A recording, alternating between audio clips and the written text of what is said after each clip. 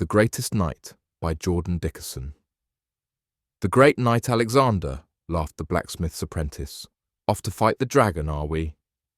He stood with an arm around Agnes as they watched Alexander walk down the dirt road leading out of Chaffwell, dressed in homemade wood armour, a dull sword tied to his back, and a sack slung over his shoulder containing a blanket for sleep and potatoes to eat. Leave him be, said Agnes, giving the blacksmith's apprentice a light slap on the chest. She called out to Alexander, "Please come back.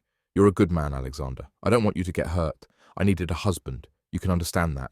Please come back." Alexander gritted his teeth and kept walking down the road.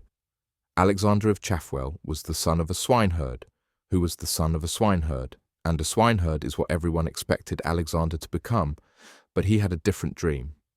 His dream was to become the greatest knight who ever lived. He dreamed of defeating the dragon that lived on Blackburn Mountain, the one that had been terrorizing villagers for generations. And now Alexander was off to Blackburn Mountain to show everyone the knight he could be. On the second night of Alexander's 2-week trek, it would take him to reach Blackburn Mountain.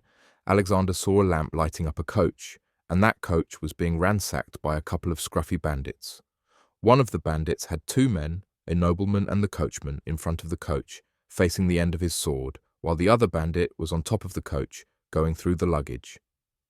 Alexander wasn't expecting to encounter troubles like these on his journey. His fight was supposed to begin at the mountain, not on the road. Instead of continuing on the road, he could go through the woods, and that would allow him to avoid getting caught up in this unfortunate incident. Why should he get involved anyway? He shouldn't, was Alexander's conclusion, but after a few steps off the road and into the woods, he thought more about what he was doing.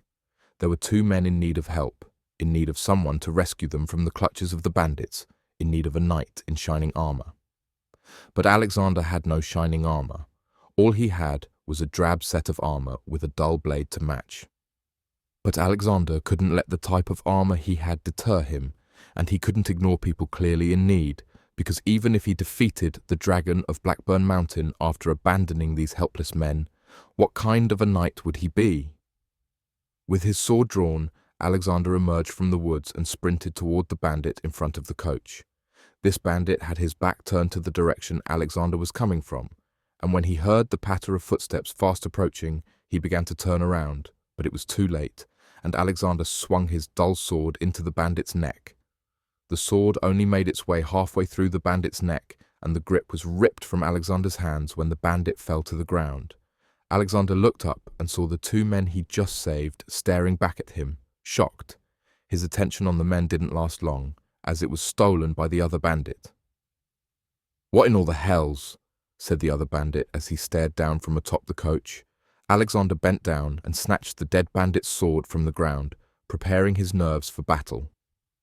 Seeing Alexander arm himself, the bandit on top of the coach instinctually drew his sword, but this action caused him to lose his footing on a piece of luggage, and the bandit fell to the ground.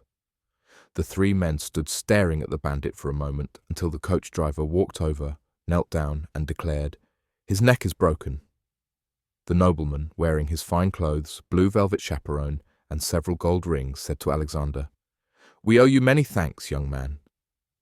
"We sure do," chimed in the coachman as he walked up and gave Alexander a slap on the back. "You saved our arses, lad. What's your name?"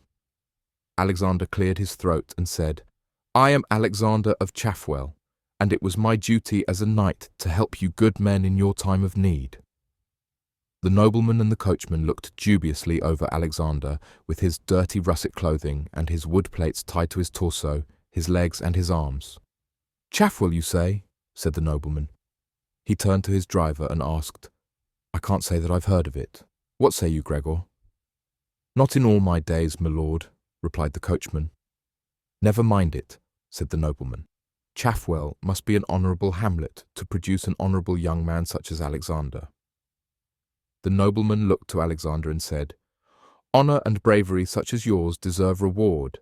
I say 20 gold pieces is just. And where are you headed? It would be to my satisfaction to have such a hero ride in my coach." "I greatly appreciate your kindness, good sir, but I am off to Blackburn Mountain." "Blackburn Mountain?" said the nobleman. What business would a young man such as yourself have at Blackburn Mountain?